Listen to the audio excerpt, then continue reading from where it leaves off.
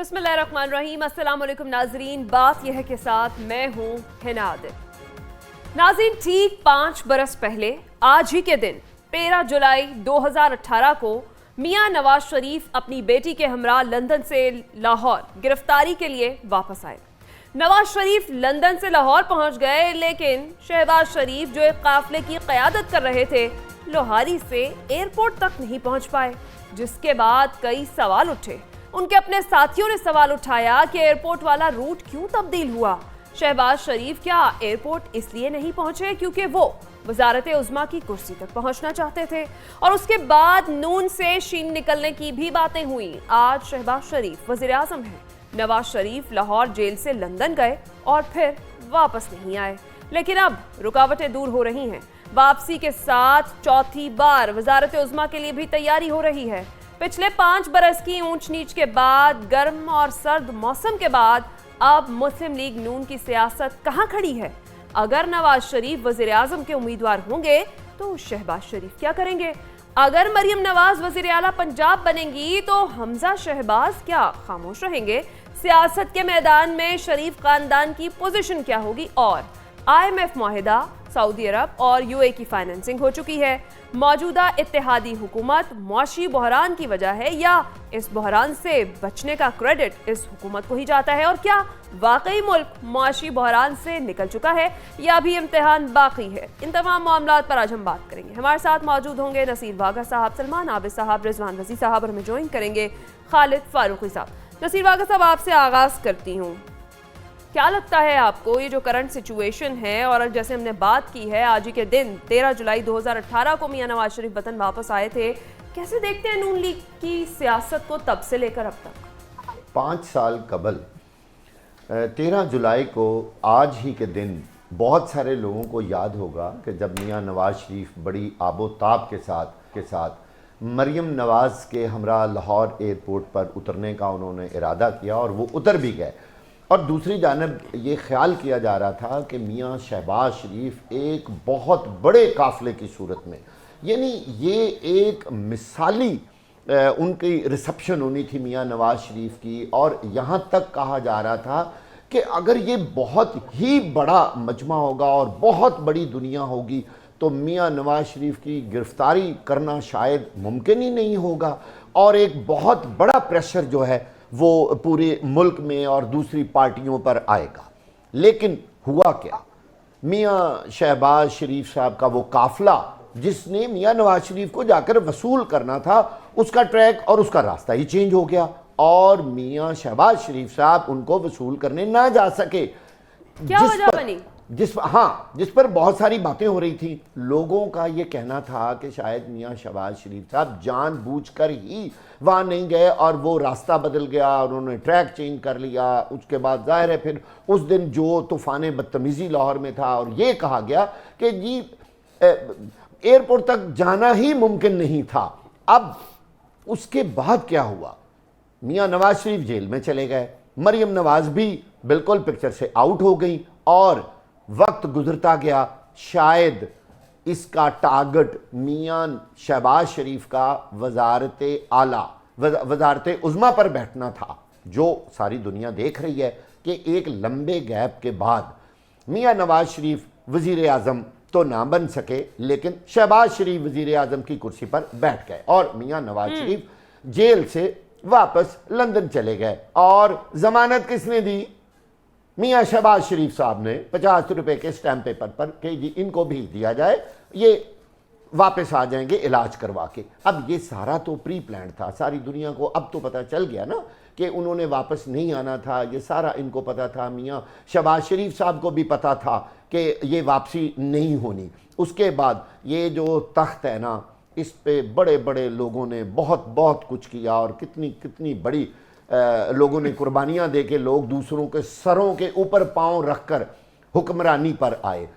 ये मिसाल बिल्कुल यहाँ पे सच साबित हो रही है कि अब जब हुकूमत जाने को तैयार है, लेकिन अभी तक मियां नवाज शरीफ के वज़ीर आज़म बनने की कोई हतमी इतला और कोई फैसला किसी को नजर नहीं आ रहा, क्योंकि उनके दरमियान अभी तो बहुत सारे कानूनी मामलात हैं, पहले वो तय होंगे, वो मुल्क में क्या वापस आपको आएंगे। लगता नहीं है कि कानूनी रुकावटें तो दूर हो चुकी हैं? जी, काफी अभी तक वो वाली रुकावटें दूर नहीं उस हद तक हुई।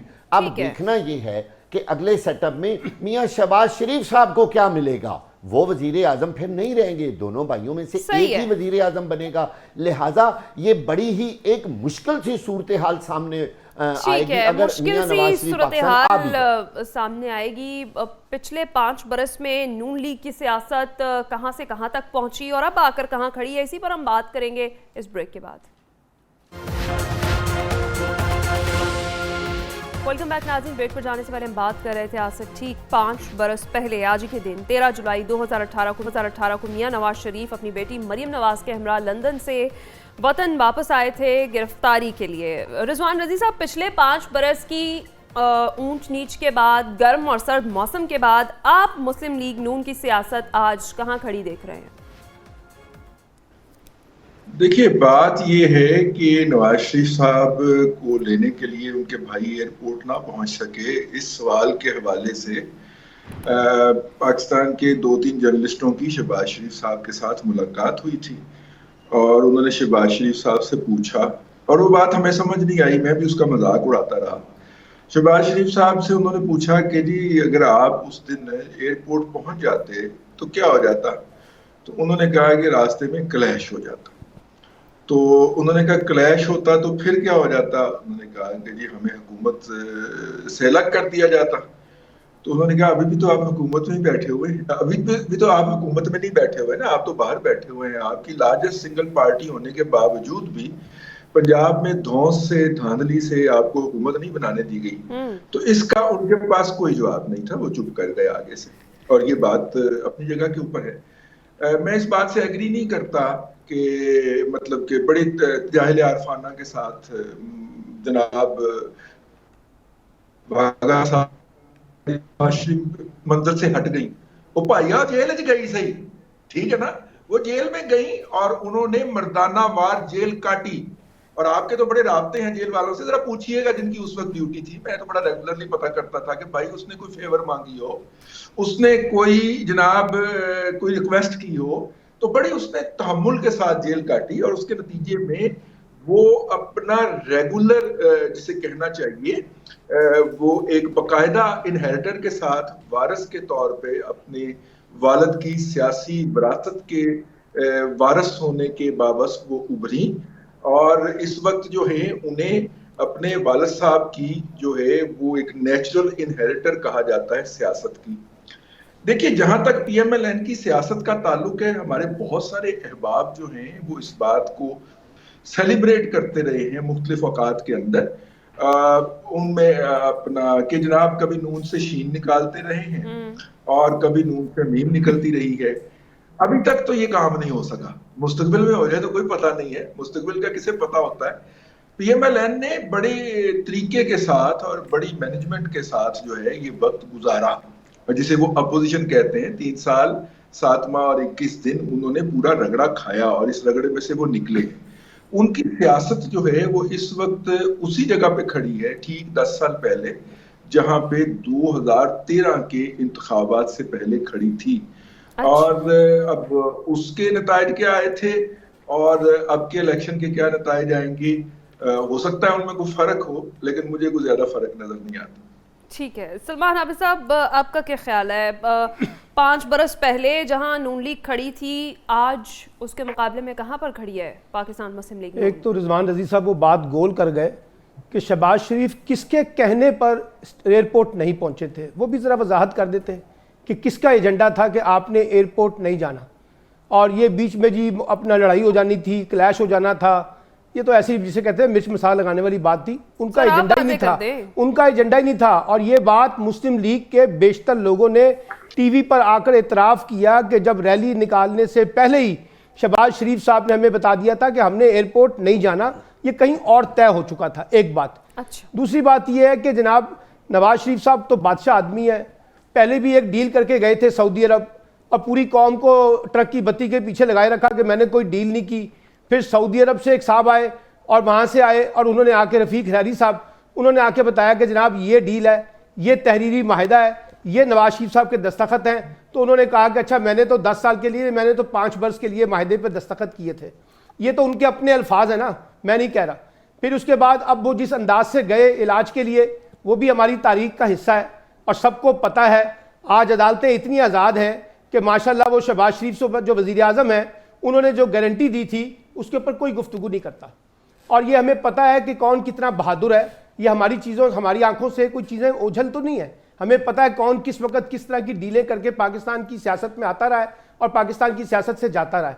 जहाँ तक रहा मुस्लिम लीग नून का मुस्तकबिल का ताल्लुक, बहुत शानदार मुस्तकबिल है, एक बड़ी पार्टी है, इसमें कोई शक नहीं है। उनके पास वोट बैंक भी मौजूद है। और इस वक्त जो लड़ाई है वो चाहे उनमें से कोई ग्रुप निकला या ना निकला, लेकिन सबको पता है कि मुस्लिम लीग नून की लड़ाई थोड़ी है, ये तो ख़ानदान के अंदर वरासत की लड़ाई हो रही है। अब ज़रा मुझे बता दीजिए कि उनके कमर में दर्द था या पेट में मरोड़ थी कि जनाब ये जो अपना हमजा शहबाज साहब हैं, ये मुस्लिम लीग के उस इजलास में शिरकत नहीं कर सके जिसमें बैठ के पार्टी अहदेदारों का इंतखाब होना था, और भी बहुत से मुस्लिम लीग के लोग नहीं जा सके। अच्छा, पार्टी के अंदर सबको पता है कि जावेद लतीफ़ साहब किस ग्रुप की नुमाइंदगी करते हैं और किसके आवाज़ पे बोलते हैं और दूसरे लोग कहाँ कहाँ से बोलते हैं। और इस वक्त तो पार्टी के अंदर एक शहबाज शरीफ ग्रुप है, इसमें तो कोई शक नहीं है। वो अलग, अगरचे वो ये बात थी कि रिजवान रज़ी साहब की उनमें कोई इस तरह की धड़ेबंदी नहीं हुई है, लेकिन एक धड़े मौजूद हैं जो एक शहबाज शरीफ को नुमाइंदगी करता है और एक नवाज शरीफ की नुमाइंदगी करता है, और एक कुछ ऐसे भी करैक्टर हैं जो दोनों तरफ खेलते हैं। अच्छा। बाकी रहेगी मुस्लिम लीग नून के इंतखाबात के हवाले से, पंजाब ही उनके पास इस वक्त बेस्ड है। इस वक्त KPK में तो वो एग्जिस्ट नहीं करते, हज़ारा डिवीजन में कुछ हर जगह पे मैटर करते हैं, बलूचिस्तान में पार्टी उस तरह से है नहीं, इंटीरियर सिंध में पार्टी है नहीं, तो रहस है कि पंजाब में उनकी पार्टी है। सारी लड़ाई भी पंजाब के अंदर है। तो अगर वो इतने पॉपुलर हैं, 2013 की पोजीशन पे खड़े हुए हैं, तो फिर तो उन्हें इंतखाबात करवाने के बारे में किसी सियासी उसका मुजाहरा नहीं करना चाहिए कि जी हम इंतखाबात से गुरेज करेंगे। और हमने तो वो मुजाहरा भी देखा जुलाई के ज़िमनी इंतखाबात का कि कितनी शानदार पोजीशन थी PMLN के लोगों की, और उसके बाद जितने भी बाई इलेक्शन हुए उसमें भी हमने देखा। तो इसलिए कहना यह है कि जब भी इंतखाबात होंगे, असल मार्का तो पंजाब की सियासत में PTI के दरमियान और PMLN के दरमियान है। कौन किस पे बरतरी हासिल करता है यह आने वाला वक्त साबित कर देगा। ठीक है, खालिद फारूकी साहब, आपकी क्या राय है? अगर देखा जाए 13 जुलाई 2018 से लेकर आज तक 5 बरस बीत चुके हैं, कैसे देखते हैं मुस्लिम लीग नून की सियासत को, कहाँ खड़ी है और आगे सियासत के मैदान में शरीफ खानदान की पोजीशन क्या होगी? देखिए है ना, मैंने सबकी बातें सुनी हैं, सब दोस्तों ने अच्छी अच्छी बातें की हैं और अपनी राय का इजहार किया, लेकिन मैं समझता हूं सियासत के और सहाफत का एक तालिब इल्म होने के नाते कि पाकिस्तान में शरीफ फैमिली से ज्यादा सियाना और अक्लमंद सियासी खानदान अब तक कोई नहीं है। अच्छा। जितना इनमें इत्तेहाद है, जितना इनमें इत्तेफाक है, जितनी हम इनकी लड़ाइयों की बातें करते हैं, जो कुछ हम सारा कुछ कहते हैं, भुट्टो खानदान की सियासत अलग अलग एक तरह की सियासत है। वहां पार्टी में इस तरह, फैमिली में इस तरह का कभी ना डिस्प्यूट आया, ना फैमिली में हमने देखा वहां पे कोई मुख्तलिफ धड़े हैं, ना कोई एक दूसरे के मुतारिफ आया। मुर्तजा भुट्टो एक टाइम के लिए आए थे, लेकिन वो बदकिस्मती से आउट हो गए और बेनजीर भुट्टो को कोई चैलेंज ना कर सका, कोई चैलेंज ना उनके लिए बना। यहाँ जो शरीफ फैमिली का मामला है, देखिए ये जो हम डील की बात करते हैं, ये बड़ी अच्छी बात है कि हम समझते हैं कि सियासतदान को डट के मुकाबला करना चाहिए, मैदान में रहना चाहिए। लेकिन मुझे ये बताएं कि जुल्फकार अली भुट्टो की फांसी के बाद क्या सियासतदानों ने कोई सबक भी सीखना था कि नहीं? ये बात तय है कि पाकिस्तान में एस्टेब्लिशमेंट की मर्जी से, ताकतवर हलकों की मर्जी से सियासत चलती है, सियासत बनती है, सियासत बिगड़ती है। जो कुछ हमने पीपल्स पार्टी के साथ देखा, शरीफ फैमिली ने उससे बचने की कोशिश की। मियां नवाज शरीफ ने जब उनके खिलाफ परवेज मुशर्रफ ने उनका जो हुकूमत खत्म की, टॉपल की, तो उसके बाद उन्होंने निकल जाने में आफियत महसूस की। उसके बाद वो अपनी पार्टी को बचाने में भी कामयाब हो गए। उसके बाद हमने देखा कि ये जो हम सारा किस्सा कहानी बयान कर रहे हैं कि शहबाज शरीफ जो है रैली लेकर वहां नहीं पहुंचे, ये आप मान लें और इस पर यकीन करें कि ये सारा कुछ इनकी अंडरस्टैंडिंग से होता है। अच्छा। एक एफर्ट की गई थी उस वक्त मियां नवाज शरीफ की वापसी की, वो एफर्ट कामयाब ना हो सकती, और उस एफर्ट के कामयाब ना होने की भी उनको पता था कि ये एफर्ट कामयाब नहीं होगी। सो मैं समझता हूं कि अगर उन्होंने अपने इन मुश्किल तरीन हालात में अपनी और अपने वर्करों की जान बचाने की कोशिश की, तो इसकी तहसीन इसलिए भी करता हूं कि जो हालात पाकिस्तान में मारूजी हालात हैं, उनका भी किसी तरह से मुकाबला करने की कोशिश करनी चाहिए ना। अब देखिए ना, जो हमारे कायदे मोहतरम हैं पीटीआई के, इन्होंने क्या किया है, ये किन मुकदमात का, किन मामलात का, किन हालात का सामना कर रहे हैं, और उन्होंने अपने एक एक लेकिन खालिद फारूकी साहब, पार्टी के अंदर से ही सवाल भी उठे और बातें भी हुई। ठीक है, खालिद फारूकी साहब हमारे साथ अभी मौजूद नहीं है, फिर आपसे हम दोबारा करते हैं। जी, एक छोटी सी बात ऐड करना चाहता हूँ। देखिए, मुस्लिम लीग नून के सारे लोग बड़े ही सियाने हैं।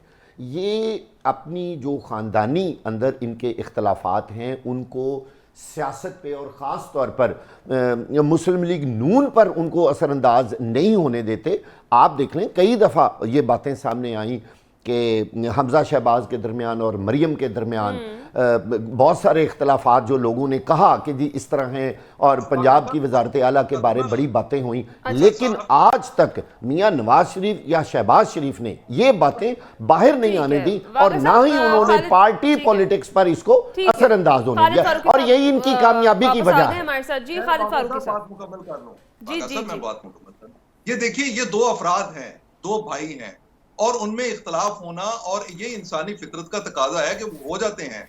प्राइम मिनिस्टर जो भी होगा उसने अपने इख्तियारात को भी इस्तेमाल करना है। ये इख्तलाफात क्या, ये इख्तलाफात ऐसे हैं कि आज शहबाज शरीफ नवाज शरीफ को मानने से इनकारी है, आज भी उनको अपना कायद कहते हैं, मुस्तकबिल का वजीर आजम कहते हैं, उनकी जगह वजारत उज़्मा छोड़ने के लिए तैयार है।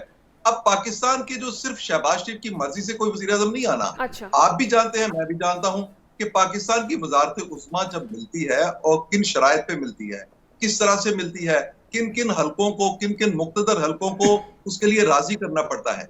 जो रुकावटें सर, फिर वो वोट को इज्जत दो, वो क्या था?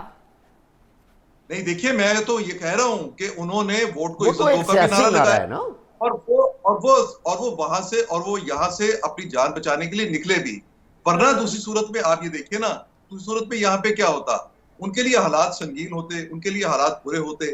पर आज हम देखें कि उन्होंने जो कुछ ये किया, इसके बाद आज भी उनकी पार्टी, आज भी देखिए ना, आज भी उनकी पार्टी, मैं सिर्फ उनकी सियासत की बात कर रहा हूँ, मैं उनकी कामयाबी, मैं ये नहीं कहता कि मैं इसी तर्ज सियासत का हामी हूँ। मैंने आपको ये बताया कि जहां तक उनकी कामयाबियों का ताल्लुक है, आज भी उनकी पार्टी जो है वो इक़्तिदार में है, और जो मुस्तकबिल हमें नजर आ रहा है इसमें बड़ी क्लियर सी सूरत-ए-हाल नजर आती है। इक़्तिदार में तो है, लेकिन वोट बैंक का बताएं, वोट बैंक भी है। एक वीडियो ले लीजिएगा, वोट बैंक का भी टेस्ट होगा, वोट बैंक का भी टेस्ट होगा। जो कुछ उन्होंने मुश्किल वक्त गुजारना था, उन्होंने बहुत मुश्किल वक्त गुजारा है।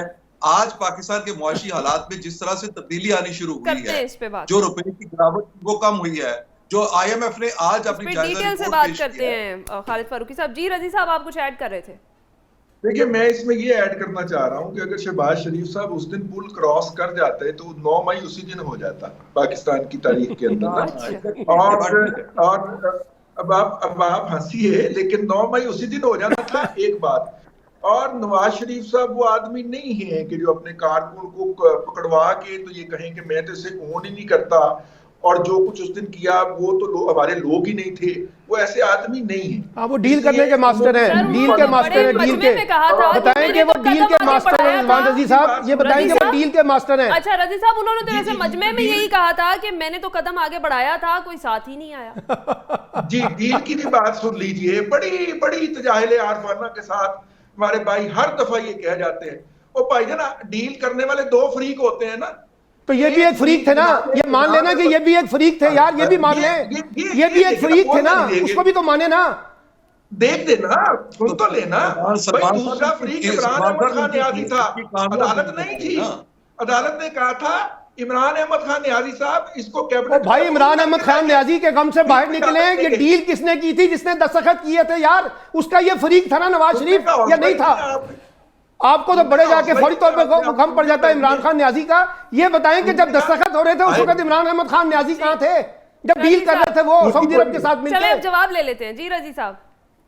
जी भाईजान, एक फरीक नवाज शरीफ साहब थे, और बल्कि नवाज शरीफ साहब नहीं थे, एक फरीक उनका भाई था, और दूसरे इमरान अहमद खान न्याजी थे। नहीं, मैं पिछली डील की भी बात कर रहा हूं ना, जब सऊदी अरब के साथ डील हुई थी, और जब सऊदी अरब के साथ डील हुई थी उस वक्त तो इमरान अहमद खान न्याजी नहीं था ना यार, देने से इनकार कर दिया था भाई। जिस वक्त सऊदी अरब से डील हुई थी उस वक्त तो इमरान अहमद खान न्याजी नहीं था ना, जब सऊदी अरब के साथ दस्तखत किए थे 5 साल के वायदे पे या 10 साल के वायदे पे, उस वक्त तो इमरान अहमद खान न्याजी नहीं थे ना।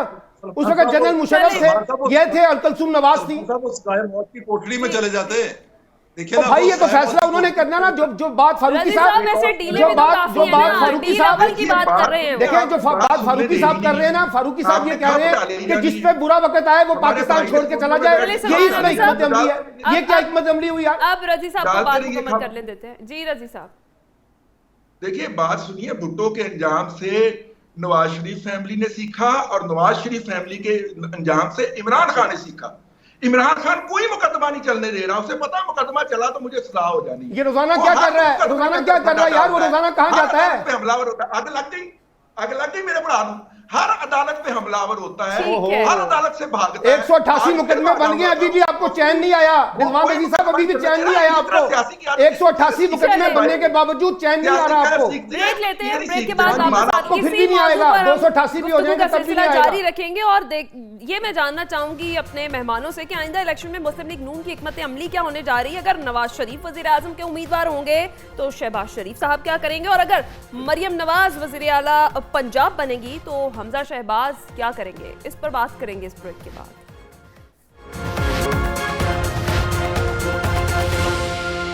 वेलकम बैक नाज़रीन, हम मुस्लिम लीग नून की सियासत पर आज ख़ास तौर पर बात कर रहे हैं क्योंकि आज से ठीक 5 बरस पहले आज ही के दिन 13 जुलाई 2018 को मियां मोहम्मद नवाज शरीफ अपनी बेटी के हमरा लंदन से लाहौर आए थे और उन्होंने गिरफ्तारी दी थी। नसीर वाघा साहब, सियासत के मैदान में शरीफ ख़ानदान की पोजीशन आप क्या देख रहे हैं? सवाल मेरा वही है जो मैं ब्रेक पर जाने से पहले कहकर गई थी, अगर नवाज शरीफ साहब वज़ीर आज़म के उम्मीदवार होंगे तो फिर शहबाज शरीफ साहब क्या करेंगे, और अगर वजारत आला की जानिब जाएँ तो मरियम नवाज वज़ीर आला पंजाब बनेगी तो हमजा शहबाज फिर क्या खामोश रहेंगे? वो आपने सुना हुआ है ना कि मज़े ते मैया हुन आनगे। अब पता चलेगा जब ये सारे लोग इकट्ठे होंगे, जब इलेक्शन होंगे। अभी देखना है कौन कितनी सीटें लेता है। ये फैसले तो तब होने हैं कि वज़ीर आज़म किसने बनना है, वज़ीर आला किसने बनना है। अगर इससे पहले ये सारी चीज़ें डिसाइड हो चुकी हैं, जैसे कि दुबई में जो हालिया मुलाकातें होती रही हैं उनमें, लेकिन ये फैसले दूसरी पार्टियों के साथ होते हैं जी। ये जो बातचीत हुई है वो दूसरी पार्टियों के साथ हुई है। अब जो फैमिली के अंदर डिसीजन होने हैं, जो पार्टी के अंदर डिसीजन हो रहे हैं, हमजा शहबाज ने बहुत तवील अरसा पंजाब की वजारत आला के लिए इंतज़ार किया है और कुर्बानियाँ भी बड़ी दी हैं, और वो कहता है जी मेरा हक भी बहुत ज़्यादा है इस सीट पर। दूसरी जानब मियाँ नवाज शरीफ जो हैं वो ये समझते हैं कि मरियम ने जितना काम किया है मुस्लिम लीग नून के लिए वो उसकी हकदार है।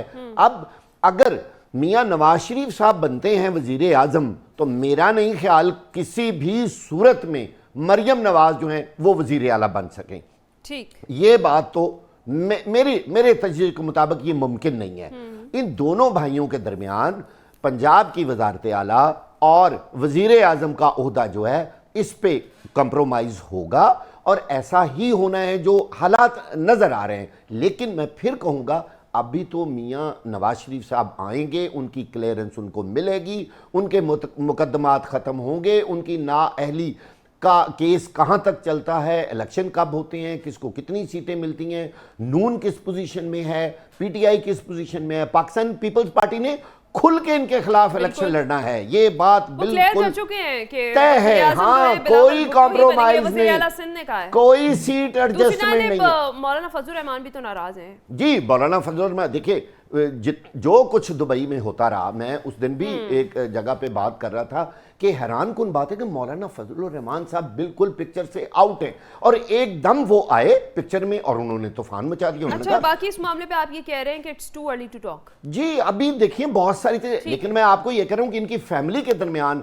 आखिर ये फार्मूला बनना है कि शहबाज शरीफ के हिस्से में अगर होगा तो हमजा शहबाज वज़ीर आला बनेगा, और अगर मियाँ नवाज शरीफ साहब को क्लियरेंस मिल गई ऊपर से, जो मुक्तदर हल्के हैं जो ये फाइनली डिसीजन करते हैं, तो फिर मियाँ नवाज शरीफ वज़ीर आज़म आएंगे, अदरवाइज शहबाज शरीफ ही वज़ीर आज़म रहेंगे। ठीक है, अब एक घर में 2 वज़ीर आज़म तो आ चुके हैं। सलमान आबिद साहब, क्या कहेंगे आप? आइंदा इलेक्शन में मुस्लिम लीग नून की हिकमत अमली क्या देख रहे हैं आप, और आइंदा वजारत उज़्मा का उम्मीदवार कौन होगा? देखिए, अगर इलेक्शन नवंबर में होने हैं, अगर कल लफ्ज़ मैं इस्तेमाल कर रहा हूँ, तो फिर मुस्लिम लीग नून के पास बयानिया क्या है मां सवाए 9 मई के अलावा? यही है ना, 9 मई का वाकया ही है ना। सर परफॉर्मेंस तो बुरहानों से निकाल दिया नहीं, वो देखिए ना, बुरहान अवाम का मसला ये नहीं है। अवाम ने तो ये देखना है आटा सस्ता किया है नहीं किया, बिजली सस्ती की है नहीं की है, गैस सस्ती की है नहीं सर, की वो है, तो महंगी पेट्रोल। होने जा रही हैं तो फिर मेरा मॉडल के मतलब है बाद फिर से। अवाम पागल है, अवाम को बेवकूफ समझती है। उनको क्या कि जी रशिया से तेल आ रहा है, या सऊदी अरब से डील हो गई है, या अमेरिका से डील हो गई है, या चाइना से डील हो गई है, या IMF से डील हुई है। भाई लोगों को कुछ मिलेगा तो लोग उनके साथ जाएंगे ना। और इस बात का इतराफ तो खुद प्राइम मिनिस्टर अपनी तकरीरों में कर रहे हैं। वो कह रहे हैं कि IMF का माहिदा जो है वो लम्हा फिक्री है ना उन्होंने, जी, बुरहानों से निकाल दिया है, लेकिन लोगों को तो बुरहानों में डाल दिया है ना। लोगों की जिंदगियों में तो कोई तब्दीली नहीं आ रही ना, या लोगों की जिंदगियों में कोई माशी खुशहाली आ रही है। अभी कल आपके सामने बाबा साहब, जो 5 अभी साल आपके पहले सामने मुस्लिम लीग नून का वोट बैंक था वो आज भी साथ है, या फिर आज देखिए ना, अगर वोट बैंक है तो इलेक्शन करवाए ना, भाग क्यों रहे हैं? सही। और ये 40 कितने करोड़ का बताया था जी कल आपने झंडा? हाँ, 40 करोड़ का 40 करोड़ का झंडा लगा रहे आपने फिर याद हैं। करा दिया डीसीओ के वादा लिए, साहब को। डीसीओ के लिए एक वो फॉर्च्यून गाड़ियां आ रही हैं। इस मुल्क की याशी के लिए ताकतवर तबकात है, गरीब आदमी के आप उसकी जान ले रहे हैं। आप कह रहे हैं कि जी ना वो बड़ी ढोल बजा के कि जी बड़ी उन्होंने बुरहानों से निकाल दिया, खुशहाली आ गई है, तरक्की आ गई है। लोगों की जिंदगी में जब तरक्की आएगी तो लोग उस हुकूमत का साथ देंगे, इसमें कोई शक नहीं है। अगर इलेक्शन से पहले वो कोई बड़ा जादू दिखाते हैं तो लोग उनको वोट देंगे, लेकिन अगर कुछ होना नहीं है सलमान, आप इस तो सब फिर यही कैसे बता लोग उनको वोट दें, देंगे? आइंदा वज़ारत उस्मा का उम्मीदवार कौन होगा? फिर मैं आगे बढ़ूं। देखिए, वज़ारत उस्मा का उम्मीदवार तो शरीफ फजलुर रहमान खानदान भी में। है। शरीफ वज़ारत उस्मा खानदान का में। भाई मैं बता रहा हूँ, वज़ारत उस्मा के 3 उम्मीदवार हैं शरीफ खानदान में। नवाज शरीफ साहब भी बनना चाहते हैं, अगर वो नहीं बनेंगे तो कहेंगे मरियम नवाज बन जाए। अच्छा। शहबाज शरीफ साहब भी बनना चाहते हैं, लेकिन जो भी है शरीफ खानदान के अंदर ही है ना, शरीफ खानदान से बाहर थोड़ी है। बाकी तो सारी मुस्लिम लीग भांज है। वो तो सिर्फ एक दफा लॉटरी निकली थी उनकी, खाकान अब्बासी साहब की, उनकी नाहली की सूरत में। तो इसलिए मुकाबला होगा। मैंने ये नहीं कहा कि मैं कोई अंडरमाइन कर रहा हूं PMLN को। PMLN एक बड़ी जमात है, मुकाबला भी इन्हीं का PTI के साथ है। लेट्स सी, जब जिसका मुकाबला होगा पहले सीटें ले लें, और फिर ये कि चौथी बार वज़ारत उस्मा लेने के लिए नवाज शरीफ को पहले पाकिस्तान आना पड़ेगा। वो जाके एस्टैब्लिशमेंट से क्लियरेंस सर्टिफिकेट मांग रहे हैं, गारंटियां मांग रहे हैं, जमानतें मांग रहे हैं। पहले वो बाद में मिलेंगी, पहले पाकिस्तान आके हालात का मुकाबला तो करें। जब तक शहबाज शरीफ साहब वज़ीर आज़म हैं, अब तक तो वो नहीं आए हैं और मुद्दत भी ख़त्म होने वाली है इस हुकूमत की। रिजवान रज़ी साहब, आइंदा वज़ारत उस्मा का उम्मीदवार आप किसको देख रहे हैं? मुस्लिम लीग नून में, शरीफ खानदान में ही बहुत से उम्मीदवार हैं, जैसे सलमान आप साहब बात करें। देखिए, पहली तो हम ये देख लें कि आइंदा का इलेक्शन लड़ा किस पे जाएगा।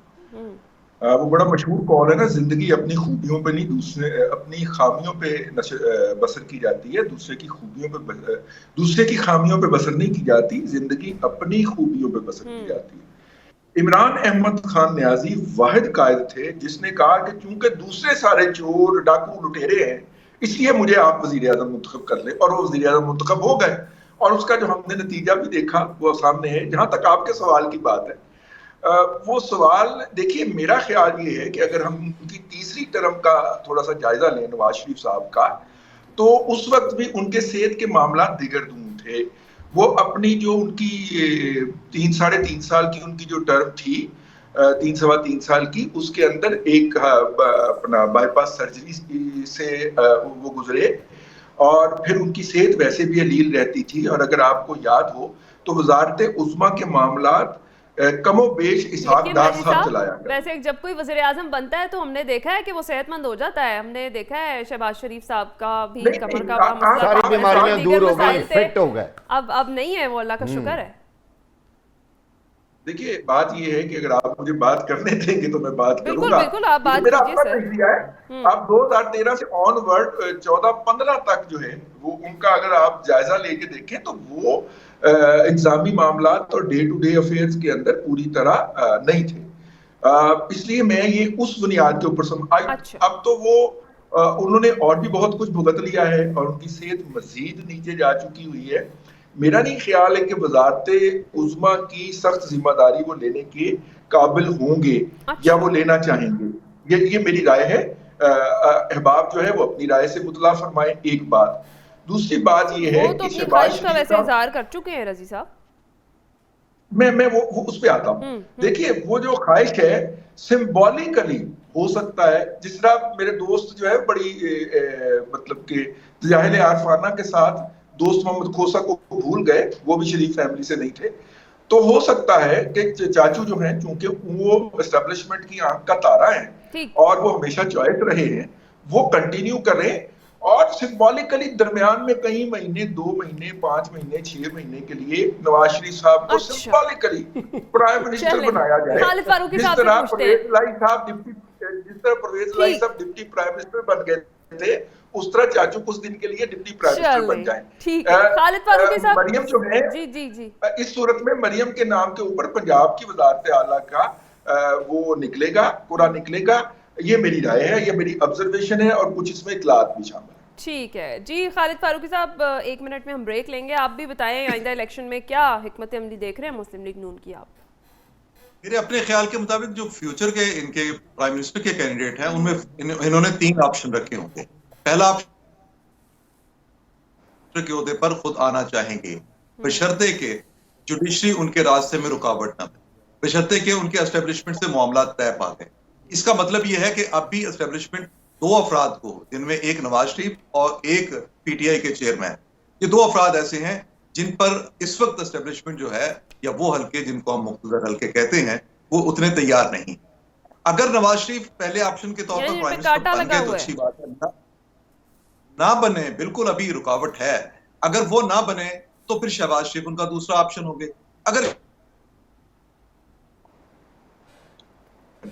अगर शहबाज शरीफ भी प्राइम मिनिस्टर ना बने तो एक काबिल कबूल सेटअप को मुस्लिम लीग नून तरजीह देगी मरकज में, और पंजाब में वो अपना जो एक उनका होल्ड है इसको बरकरार रखने की कोशिश करेंगे। और यहाँ पे उनकी ख्वाहिश होगी कि जो वजारत आला है वो खा मरियम के पास आए या हमजा शहबाज के पास आए। लेकिन मैं आपको ये बात जरूर मैं कह दूं, हम ये जो तवक्कुआत, हमने भी बड़ा अरसा यही बातें की हैं, हम बड़ा अरसा ये तवक्कुआत लगा के बैठे रहे हैं। मुकम्मल कीजिएगा, ब्रेक पर जाएंगे हम। इस पूरी फैमिली में इख्तिलाफात क्यों नहीं पैदा हो रहे, ये इख्तिलाफात इनके सामने क्यों नहीं आते? मैंने तो पहले ये बात की थी, जो उनका सियाना और अक्लमंद फैमिली कहा था, वो इसलिए कहा था कि वो अपने सियासी मुफाद को, अपनी पार्टी के मुफाद को तरजीह देते हैं और उसमें से रास्ते निकालते हैं, एक पॉलिटिशियन की तरह, दीवार से सर नहीं टकराते। ये उनकी कामयाबी है। तो इसलिए वो अब भी कोई ना कोई रास्ता निकाल के अपने लिए पंजाब में और मरकज में सूरत हाल को सीखना चाहिए, यही कहेंगे आप? ठीक है, हाँ बिल्कुल उनको सीखना चाहिए। उन्होंने मुल्क से बाहर चले जाएं, वो भी मुल्क से बाहर चले जाएं। ठीक है, ब्रेक पर जाएंगे जी। ब्रेक के बाद जब वापस आएंगे बात करेंगे। वज़ीर आज़म शहबाज शरीफ साहब ये कहते हैं कि हमने सियासत नहीं की है, रियासत के लिए कुर्बानी दी है, और वो ये भी कहते हैं कि 15 माह में 4 साल की बर्बादियों का मलबा साफ किया। तो सवाल हमारा ये है कि क्या मईशत की बहाली का ये जो दावा है मौजूदा हुकूमत की जानिब से, क्या ये दुरुस्त है? इस पर बात करेंगे इस ब्रेक के बाद।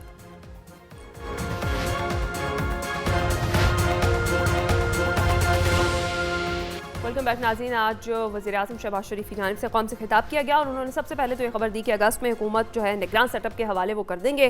साथ ही साथ उन्होंने ये कहा कि हमने सियासत नहीं की है, रियासत के लिए कुर्बानी दी है। 15 माह में 14 साल की बर्बादियों का मलबा साफ किया है। नसीर वागा साहब, मलबा साफ हुआ है या फिर इसमें इजाफा हुआ है? देखिए, इस कुर्बानी वाली बात पे मुझे एक सिर्फ लतीफ़ा सुनाने दें, उसी में शायद मेरा वक्त पूरा हो जाए जी। जंगल में कहत पड़ गया और शेर जो जंगल का बादशाह है उसने सारे जानवरों को एक इकट्ठा किया, सर्कल में खड़ा किया और अपनी तकरीर कर रहा था। और इसी दौरान उसने बकरी को आगे बुलाया और उसे डांट कर कहा कि सुनो, तुम्हें पता है कि हालात बहुत ख़राब हैं, कहत पड़ गया, आज से तुमने चारा एक वक्त खाना है लेकिन दूध 3 दफ़ा तुम दोगी। वो बड़ी परेशान हुई। उसने कहा, बादशाह सलामत, खुदा का खौफ खाएं, हमेशा हम कमज़ोर ही कुर्बानी देते हैं, आप भी तो कुर्बानी दें। तो शेर का जवाब था, तुम्हें ये नहीं पता कि जो कुर्बानी है वो होती ही हलाल की है, हराम की तो कुर्बानी होती नहीं है। अब आप सुन लें कि उसके बाद सारे के सारे जानवर खामोश हो गए। इस लतीफ़े में एक लफ्ज़ मैंने नहीं बोला, वो था बाद में जो मैं बोल नहीं सकता, हराम के बाद एक लफ्ज़ था वो मैं बोलना नहीं चाहता, लेकिन लोग समझ जाएंगे। ये है कुर्बानी हमारे मुल्क के बड़े बड़े सियासतदानों और इक़्तिदार संभालने वालों। या फिर आज 1.5 साल के बाद बेहतर है? शहबाज शरीफ साहब ने, जैसे वागा साहब ने लतीफ़ा सुनाया, मैं भी सुना देता हूँ, क्योंकि माशाल्लाह उनको बादाम खाने चाहिए, याददाश्त उनकी बहुत कमज़ोर है। अच्छा। इन 15 बरसों में 3 साल पीटीआई की हुकूमत रही है, 12 साल जो है ना, 12 साल माशाल्लाह PMLN ने और पीपल्स पार्टी ने हुकूमत की। 15 साल से मुतवातर 14वां साल है ये पीपल्स पार्टी की सिंध में हुकूमत है, और पंजाब में माशाल्लाह 11 साल शहबाज शरीफ ने हुकूमत की है। तो इन 15 सालों का अगर कोई लतीफ़ा बनाना है तो शहबाज शरीफ साहब अपनी अकल पे मातम करें और देखें कि इन 15 वर्षों में 12 साल उनकी और उनकी चहीती जमात पीपल्स पार्टी की हुकूमत रही है। अगर मुल्क का बेड़ा गर्क हुआ है तो इन 12 सालों का हिसाब भी दीजिएगा। रजी साहब, आपने भी कोई लतीफ़ा सुनाना है तो सुना दें, सवाल वही है। मैं लतीफे मेरे दोस्तों ने सुना दी है, मैं सिर्फ संजीदा बात करूंगा। तबाही के लिए एक दिन भी काफी होता है। एक बिल्डिंग जो कि 4 साल के अंदर मुद्दत लगा के बनाई जाती है, उसको आप आधे घंटे में, इससे बड़ा लतीफा और क्या इससे बड़ा लतीफा भी कोई नहीं है, इससे भी बड़ा कोई लतीफा नहीं है। वाह, मेरी बारी नहीं बोलने दे रहे हैं। हाँ जी, हाँ जी, एक तो आप बोलने में बड़ा एतराज होता है। आज की तकरीर के हवाले से जनाबे शहबाज शरीफ साहब ने मुस्तकबिल का जो उनका बयानिया होगा, जिसकी बुनियाद के ऊपर वो आइंदा इलेक्शन लड़ने जाएंगे, वो बयान किया बड़ा है। जबरदस्त बयान दिया है कि जी हमें पीपल्स पार्टी की पीछे की सवाल हुआ है। बहुत शानदार बयान दिया, मुबारक हो। सर रजी साहब को सुन लेते हैं, वो कंप्लीट कर लेते हैं। जी रजी साहब, वो उन्होंने अपना एजेंडा दिया है। तो आप अपना एजेंडा बताएं भाई, हम आपका एजेंडा सुनना चाहते हैं। शहबाज शरीफ की तकरीर सुन चुके हैं, शहबाज शरीफ की तकरीर सुन चुके हैं, आप अपना एनालिसिस बताएं यार। शहबाज शरीफ को ना सुनाएं हमें, शहबाज शरीफ ने क्या कहा। सलमान का एजेंडा है कि मुझे नहीं बोलने देना। हाँ बिल्कुल सही है, आप अपना एनालिसिस देना। शहबाज शरीफ की तकरीर ना सुनाएं हमें यार। साहब जल्दी से आप बता दें, आप क्या देख रहे हैं? क्या 1.5 बरस बाद जो है वो मईशत अब बेहतर है, पहले खराब थी? 30 सेकंड है हमारे पास। देखिए है ना, मईशत जो है ना वो खा इमरान खान का दौर हो या नवाज शरीफ का दौर हो, पाकिस्तान की मईशत इन जमातों के कंट्रोल में नहीं है। हमें मईशत के मामले पे जो सियासी पॉइंट स्कोर है इस पे नहीं जाना चाहिए, काम नहीं लेना चाहिए। बिल्कुल ठीक कह रहे हैं। माजरत के साथ प्रोग्राम का वक्त खत्म हो गया है। नाज़रीन अपना ख्याल रखिएगा, फीडबैक दीजिएगा। अल्लाह हाफ़िज़।